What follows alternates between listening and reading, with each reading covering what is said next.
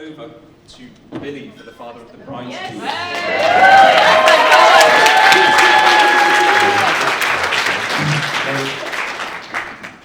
Ladies and gentlemen, friends, Romans, countrymen, wedding crashers, on behalf of Rebecca and Owen, Glenn and Jackie, and Joy and I, welcome to Gateshead for the wedding of my beautiful daughter and my new son-in-law. I hope you're all having a hugely enjoyable day, and I'd like to thank everyone who's travelled here from all over the UK, taking the high roads and the low roads, from Scotland, Ireland and all corners of England. Jenny and Rob are here from Spain. At least they've got decent enough weather for us for today, which is good. We also have a New Zealander in the house. Now, we did manage to get Jane deported from the UK a year or so ago, but she sneaked back in, and so has only had to travel here from London. But welcome to you all. Not everyone who was invited could make it here today, and in particular I would like to mention Owen's Aunt Wendy and his godfather Dave, who for different reasons couldn't join us, but I hope our positive energy from today is reaching out to them both somehow. The bit I'm going to insert into my speech now is I would also like to thank Glenn and Madison and Hannah for the fantastic words they gave during the ceremony. They were obviously very heartfelt and they were hugely appropriate to the occasion, so thank you to you.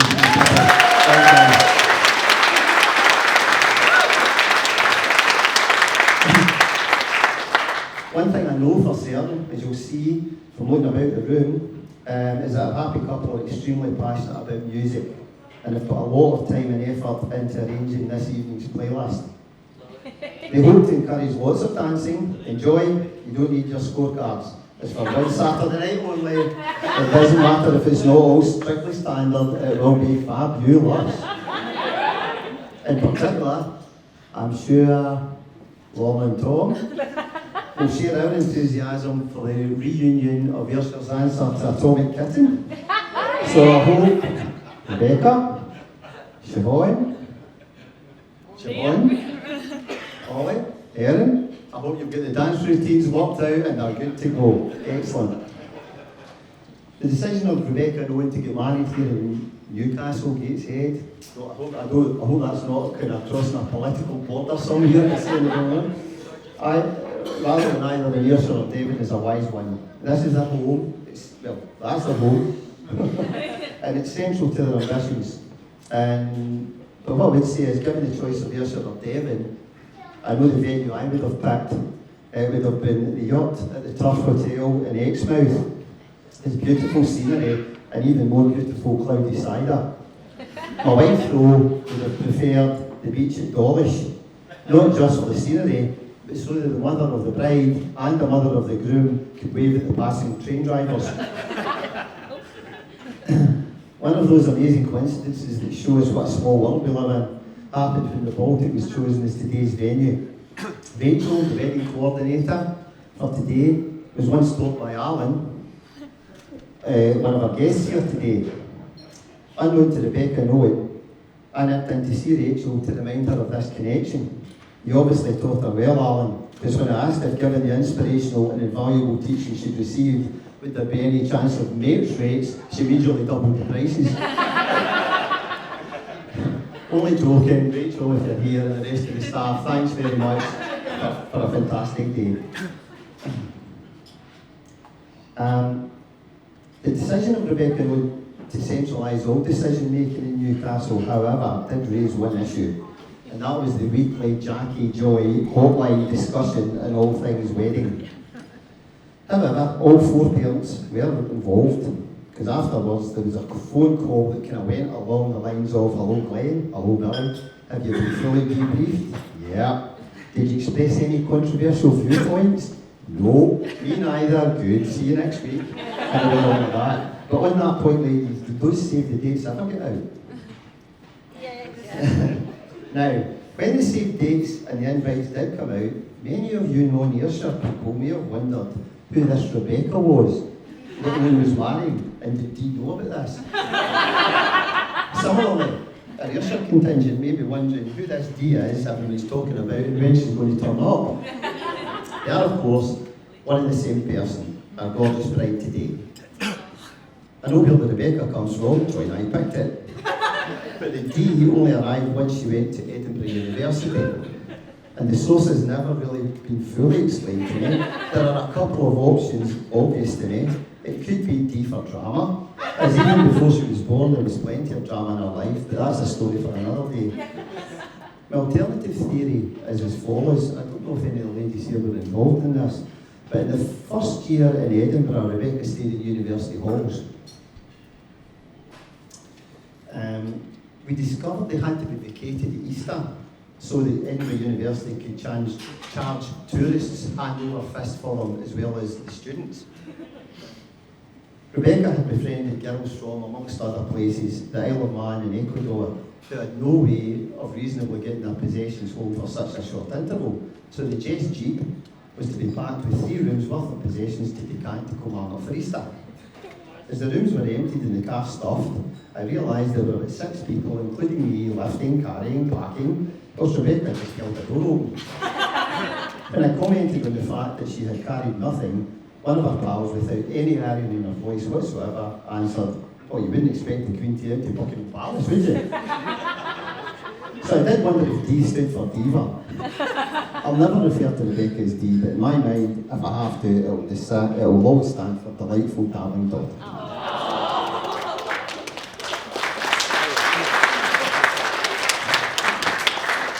Joy and I have got to know Owen really well, and are delighted to welcome him to our family. I do have to apologise for one thing though, Owen. I seem to have infected him with an interest in Kilmarnock Football Club. He's probably attended more Kerry away games this season than most fans based in Kilmarnock. Unfortunately for him, in the last year and a half, watching Kerry has been rather enjoyable. But I've watched them for 51 seasons, Owen, and it's not always like that. You knew enough, however, to arrange a wedding on the day of the Scottish Cup final, as the chances Kilmarnock reaching it were slim at best. Mind you, I'm not quite sure why I'm apologising. It's my English team now, it's Coventry City. Thanks, Glenn. Thanks, Owen. However, our football past aren't without contention. His choice of Scottish junior team, for example, Ross. Are you? It's Pollock Juniors. Yes.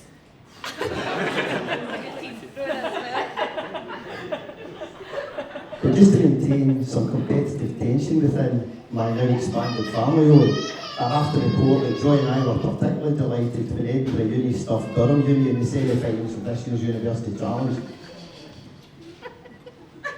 I think one of my roles today is meant to say something sage and meaningful. Is Joy and I near 38 years wedded plus? Joy, have you changed the word in it?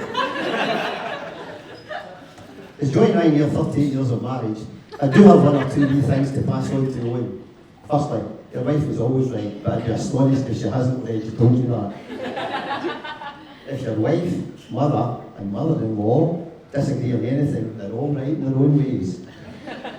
If, after you've been married 12 years and have 2 children, and your wife appears in the lounge in her wedding dress to show it still fits, don't ask her to move from the front of the telly because the game's just gone to penalties. That one's from bitter experience. And finally, one of the things Joy and I have always done to keep things fresh is to go out for a romantic meal twice a week. Joy goes out on Tuesdays and my next Thursday.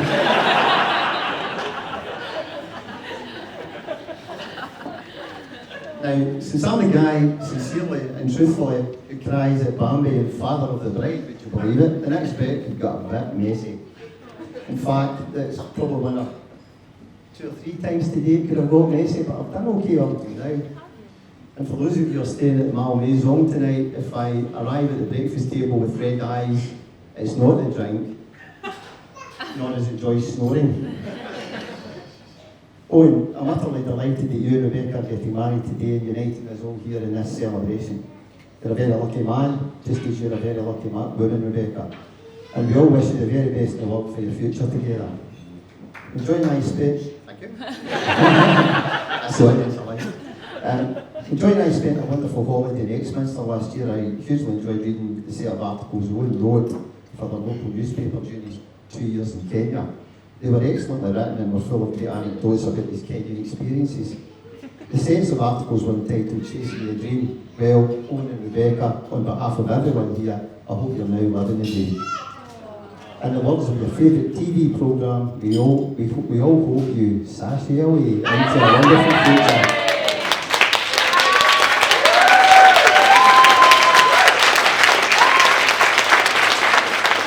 I'm fully committed to today's all black dress code, and to finish off my ensemble, I'm going to add these.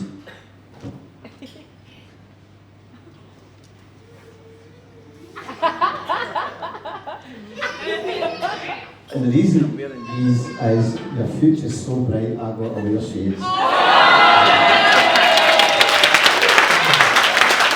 I'm going to ask everyone please to get standing and join me in a toast. To the bride and groom.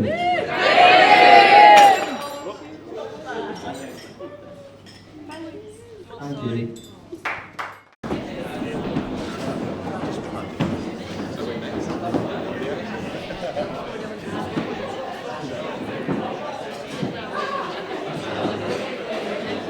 Okay, so we're now, after trying to follow that, good luck, Owen.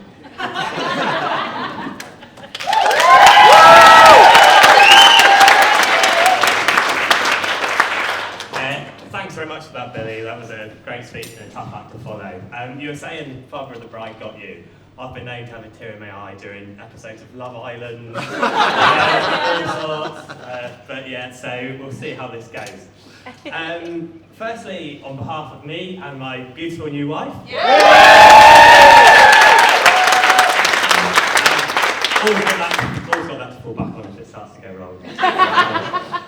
We'd like to just thank you all for coming. It's amazing to have you all here, and it really does make the day special. As Billy said, Nan and Rob come all the way from Spain, and you're a big part of my childhood, so it means a lot to have you here today. We've had people come from all over the UK, we've had people come from deepest, darkest Devon. And on that note, it reminds me for both of those, so it's happy birthday to Nan, Jenny over there, and also happy birthday, Carly.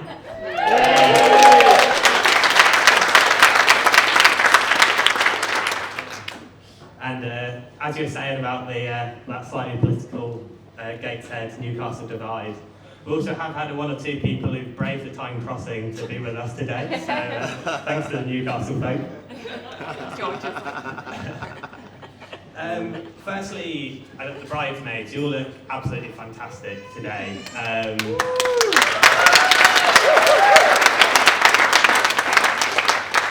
I wasn't a big fan of, I wasn't sure of the idea about the flower headbands. No, I wasn't sure about the flower headbands, but as you say, my new wife was 100% correct. They looked absolutely stunning. You all look absolutely fantastic today.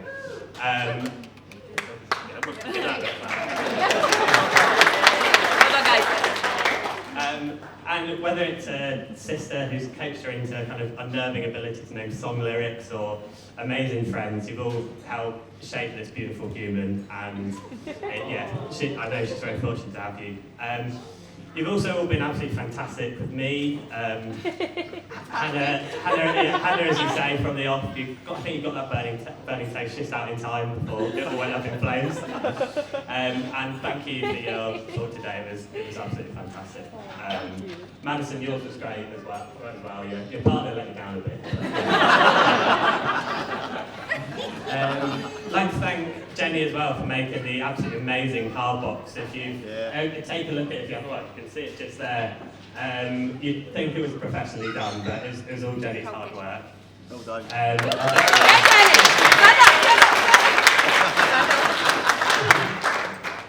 So that's something we'll be able to treasure for the rest of our lives, which is absolutely brilliant.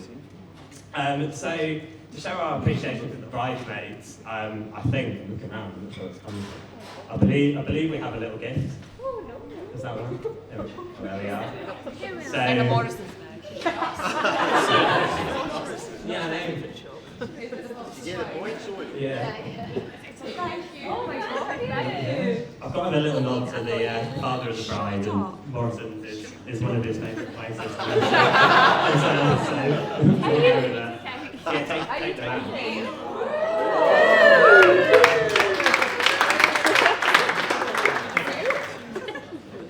No, the cheap stuff.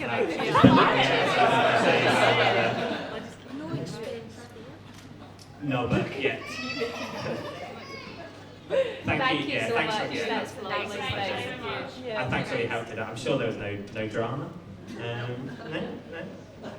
Lily didn't get here today. So the day I proposed, we were going out for dinner, and suddenly, as occasionally happens, she has been known to have a slight wobble about how her makeup's looking. And I thought it wasn't going to happen then, but yeah, let's go with this today. I want to tell us this to my mum and dad. Mum, you look absolutely beautiful today. Dad, you've not got a horrible tie on.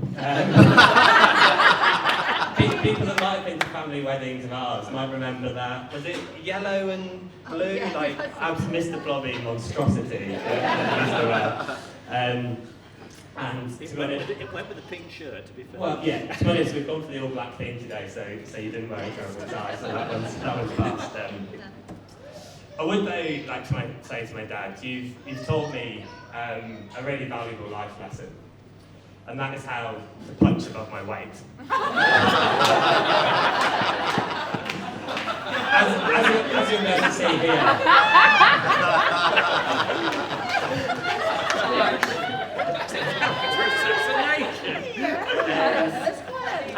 It's a bit of a Walpole trade, really. You're about to see Exhibit A and Exhibit B here in all their glory. Probably kicked off from my granddad. That was the sight to behold. But yeah, but honestly, you've done a okay job raising me. I think it's been 2,000 times, but yeah, thank you for that. I also obviously just wanted to thank my new parents-in-law. I think from the off really, you've welcomed me into the family, and that's meant a lot. I've felt like comfortable there from the off, and that's been absolutely fantastic. And really from that first weekend we came, you did help a love that was growing really start to blossom, because I think the first time I saw Chris Boyd rock gliding across that artificial turf at Rugby Park, I knew Killy was a Scottish team for me.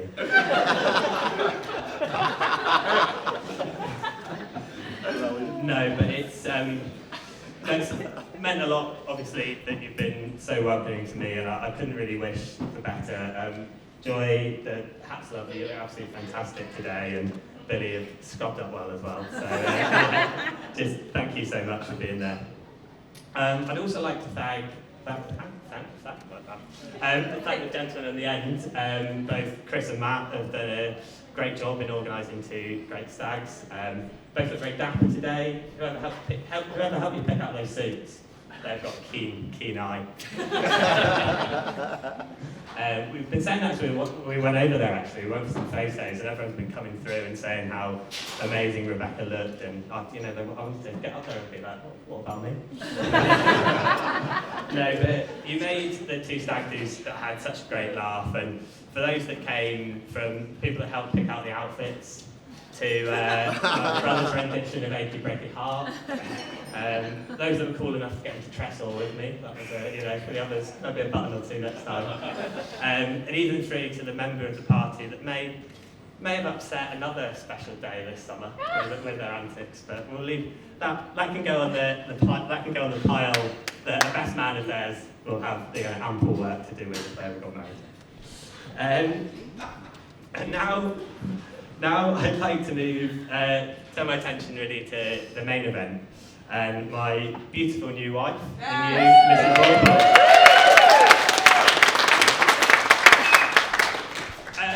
I was thinking really, I probably don't express enough how much you mean to me. I'm probably classically masculine in that way.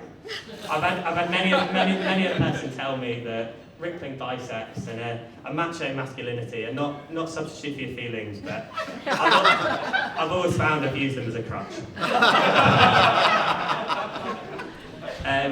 But no, I love you so much, and you mean the world to me.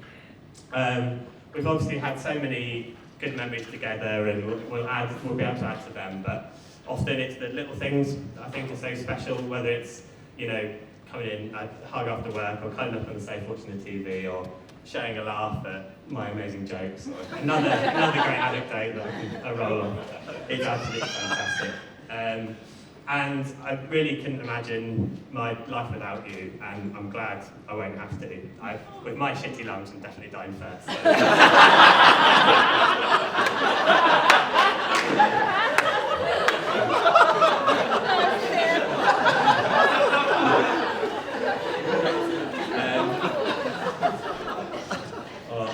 Way of an anecdote, I do remember actually where we'd been going out for a little while, and I remember I convinced Dee to join me at the Den for an away game at Millwall. And I remember in that moment as I turned to her, and she was wearing one of my Coventry City jackets. She always looks great, but that was a strong look. And she was screaming in unison with the Sky Blue Army at some Millwall fan in the other end. And I did think someone that can go to the Den and scream at the Millwall fans, that's going to be the girl for me. But honestly, I would say that anyone that knows her well, and a lot of you will know that she's the most loyal friend that you could ever imagine having. She'd always be there for you, and I'm so proud to have her in my corner. It's, you know, she's an absolute diamond, and I know I've done well there. She's also, I'd written initially that she is also a gentle soul. I mean, I don't know what I was thinking there, it must have got an emotional day. But no, honestly, because if you know her well, that she's the most generous, thoughtful, loving person I've ever met, and I'm so incredibly fortunate. She's also just tenacious in everything she does. She's incredibly talented, and I'm very, very proud of her, and proud that we're here today. She is just a wonderful woman.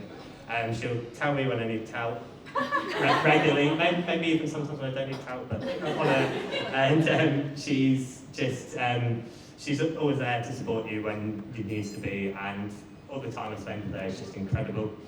And I must say, she makes me a better person, because if you can't love yourself, how the hell are you going to love someone else?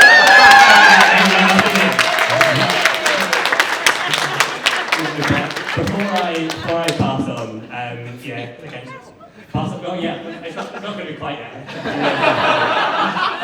I hand over to my best friend, I'd just like to raise a final toast to my incredible, beautiful, gorgeous new wife.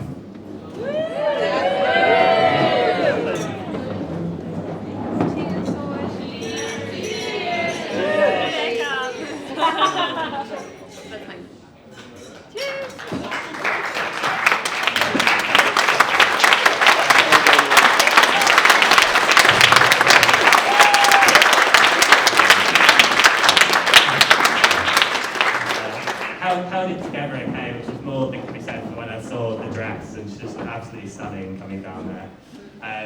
Now I'm going to hand over to my best man. Now I've lived a chaste and temperate 28 years on this planet, so I knew this day might come. But if you do hear a tall tale now or later, you just need to remember you can't trust a best man, and you certainly can't trust a man that's drinking a can of Stronger at a wedding.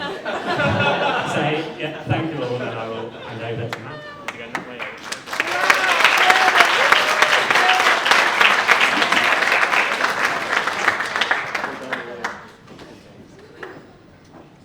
So, it comes over to me.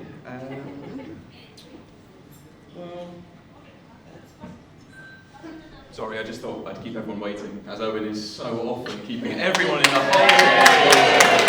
every opportunity.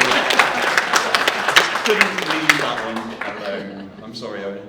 But, I mean, everyone in this room must have spent hours, multiple hours, waiting for Owen to get ready. I think everyone, it was a surprise. It was a change having Dee, to have to wait for Dee. But Owen is always the one we are waiting for.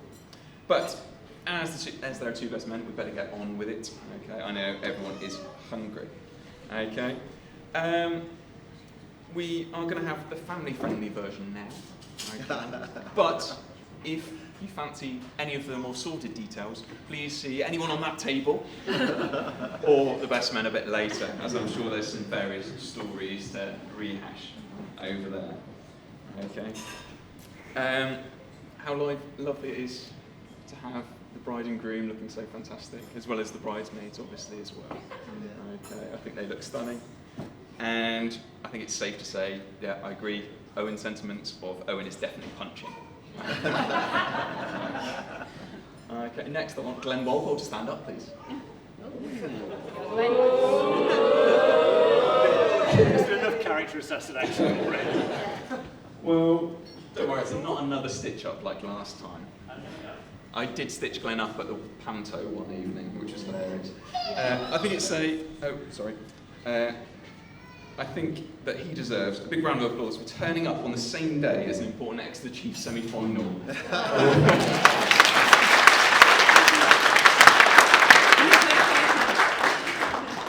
Okay, moving on, I got to know Owen firstly through athletics and at football.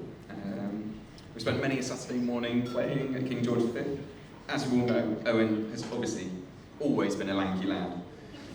When we were about 12 or 13, he was a clear 6 inches above anyone else in the team. Owen was a great organiser of the football team, a constant voice from his, and is from his height you'd expect him to be a centre-back. But Owen played left-back, sometimes a winger, and a striker. As I said, a good organiser, but at this stage of 12 or 13, he did not necessarily have full control of his long extremities. He very much struggled with coordination of that, and it was really funny. On the one occasion where he joined us for a game of volleyball, and I mean, you thought we were onto an absolute ringer, but I mean, it was just awful. Okay. One particular football match that sticks in my memory was Owen was playing against this tiny winger, and he must have been at least a foot shorter than Owen. Well, 20 minutes into the game, Owen was going up for a header against this lad, and the referee blew for Owen pushing into the back of this tiny lad. The same happened just before half-time, and Owen couldn't quite believe it. After half-time, Owen decided that he was going to put his hands behind his back when going for headers, try not to give away any more fouls. It looked like a bit of a seal doing this, but he thought it was the best way of avoiding further fouls. However, 15 minutes again, he was pinged again, but this time for climbing on the player's back. Owen went over to the referee, very infuriated, as infuriated as I've ever seen. And he shouted, "I've got my hands behind my back, what are you watching?" Owen then went over to the ref and asked, "Should I kneel down for headers to make it fair?" 5 minutes later, he was subbed off. And to show his frustration, in true footballer style, he launched his bottle across the field. It was great. When we were getting older, we became part of the men's athletics team at Exeter Harriers, and we had competitions all over the country. We had a teammate that had known us for a few years, but he came back up to us at the first competition, asking why we had different surnames. Well, Owen and I looked a little bit perplexed at this, and didn't really know what he was talking about. Well, you're brothers, aren't you? I think he spent so much time together when we were younger that I think he thought we were brothers. But he'd always seen, however, in a way, I've always considered Owen to be a bit like a brother. I think that I spent nearly as much time at the Walpole's house as my own, and even had my own ketchup bottle in their house. The Walpoles are a second family to me, and so for that, the first toast that I'd like to do is to the Walpoles.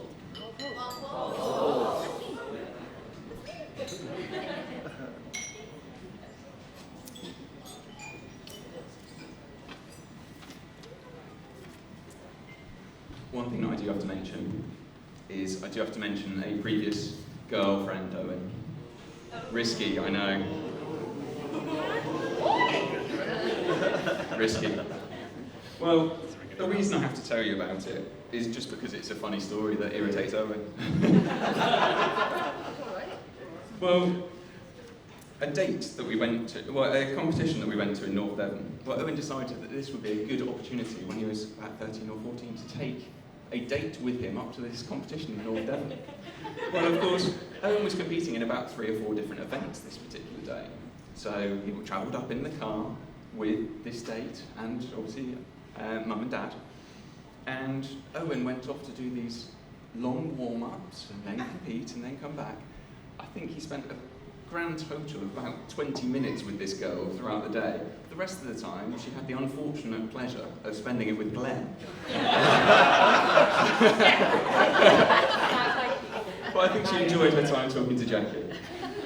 But I do have to say that clearly first dates have improved since then, otherwise Dee would not have agreed for a second.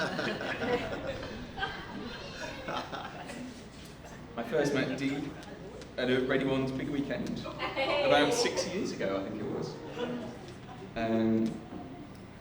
Sorry, I lost my place.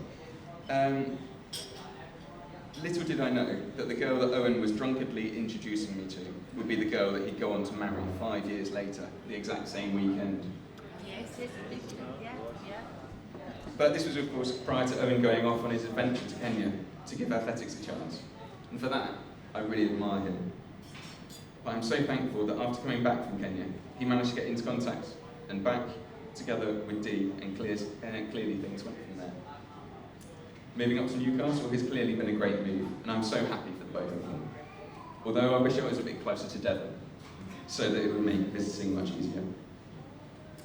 I've known Owen for a long time, and he's not exactly the most decisive person in the world. However, when he told me that he was going to propose to Dee, there was no hesitation at all. He said that he'd never been so sure of something in his life. Sometimes we can go months without seeing each other. However, when we do catch up, it's exactly the same as it's ever been. We've always been there for each other, through the good times and the not so good. It's the mark of a true friend. He's someone that you always know will be there. Whenever you need him, just a phone call away. I couldn't be happier for Owen that he's found someone that makes him so happy and compliments him in every way. He's found the person that he wants to spend the rest of his life with. And for that reason, I would like you to raise your glass for the newlyweds, Mr. and Mrs. Warhol. Mr. and Mrs. Walpole.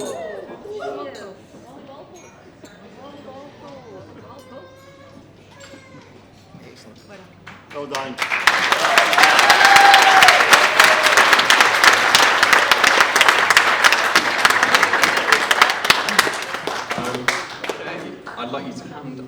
I'd like to welcome the other best man. Okay, I'm going to hand over to Chris.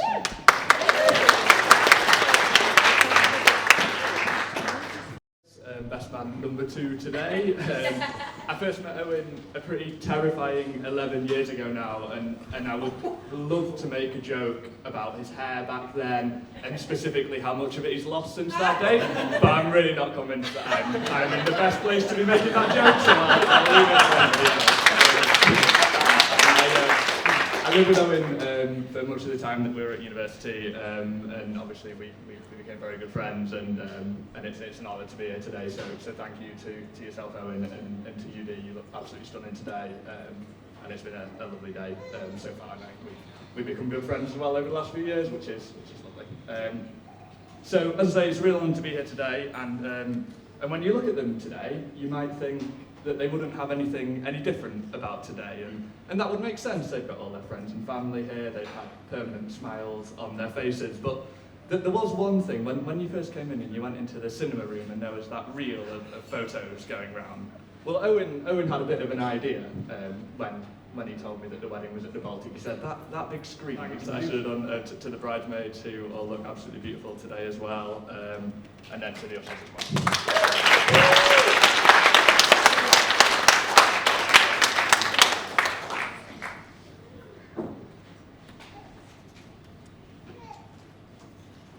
Been flying through those, haven't I?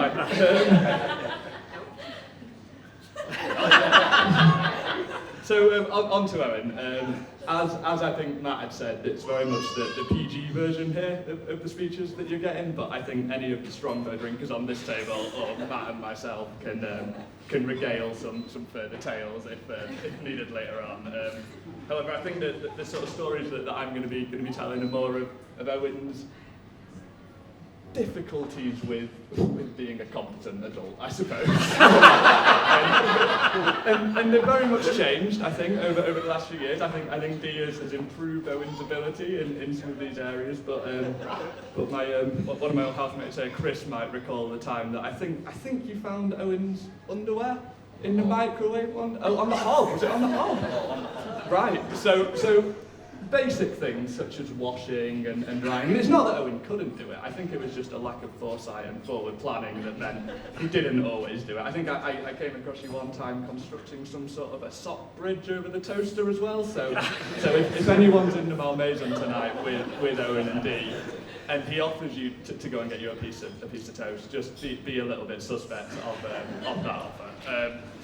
Another tale of some of Owen's difficulties comes from the end of our second year at university. So we were leaving the house that we'd lived at all year and moving to somewhere new. So Owen was needing to pack, and I think Glenn and Jackie were coming up, and I gave Owen a ring this day and said, you know, how are you getting on? He said, oh, I'm gone, all packed up and gone.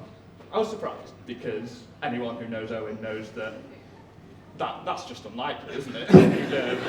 You'd think that you'd be waiting a number of hours for that to eventually happen. But no, he had in fact left. But when I arrived back at the flat, I realised he'd not really packed. He'd left at least half of his belongings, I'd say. We ended up having to store in the garage and have to go and knock on the door the following year to collect a whole host of things. About half your wardrobe, a lot of shoes, and then there were about 12 library books as well, all with about a tenner fine on them that I needed to take back that day for you. So that's just a little snippet into what Owen was like for us at university. But it was great, great spending time with him, and we obviously became great friends and sort of echo the comments that Matt's made despite those criticisms. And you're always someone who I can talk to, and who's a great person to be around. I did want to say just a couple of quick things about the stag do. And again, it's all PG. To be honest, the whole thing would be relatively PG. The first stag do was the trip to Birmingham. That was a great opportunity to spend a bit more time with Glenn and Owen's brothers. It was also the first time that we met Billy, who Owen has described to me as the best father-in-law he could really imagine, which is a lovely thing to hear, and I can see why he said it. I think on that Birmingham stag do, it very much felt, Billy, that you were far too polite to bring us under the table, but that had you wanted to, it could very much have happened. But no, it was great to meet you guys and spend a bit more time with Owen's family. So that was all lovely. The away leg of Owen's stag do, which was in Berlin, that was an awful lot of fun. I think the first bar we went to, Owen's indecisiveness and quite endearing social awkwardness really shone through, because he asked the bartender, what beers do you have? To which they replied, yes. And Owen said, oh, okay, well I'll have some then.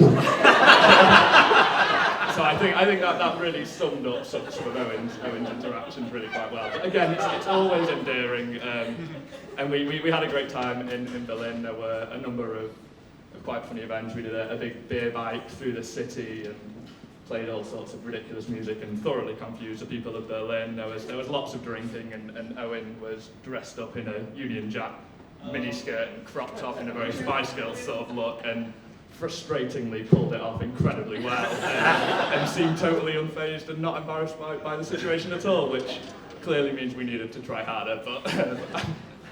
But hopefully there won't be another stag do to do that, so the chance is gone.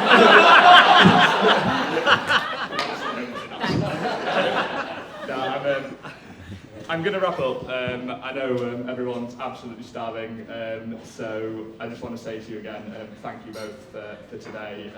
I'm honoured to be a part of it today. You're incredible to be around together. You two obviously get on so well together and make each other so happy. So if I can do one final toast, please, to the bride and groom.